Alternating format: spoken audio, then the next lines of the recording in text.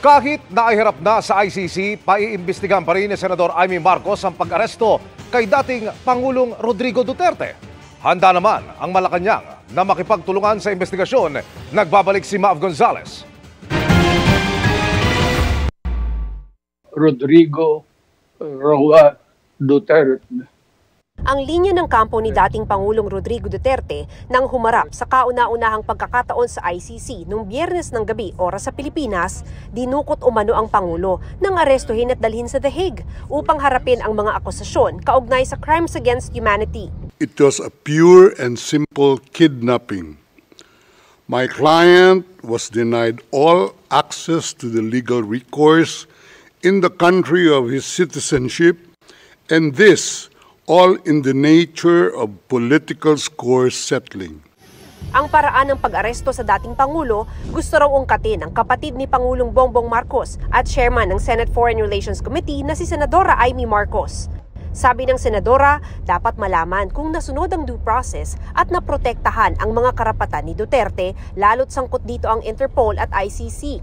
Matatandaang si Pangulong Marcos ang nagsabing hindi man nakikipagtulungan ang gobyerno sa ICC dahil hindi na miyembro nito ang Pilipinas, meron namang obligasyon ang Pilipinas na makipagtulungan sa Interpol na siyang nagsilbi ng warrant laban kay Duterte.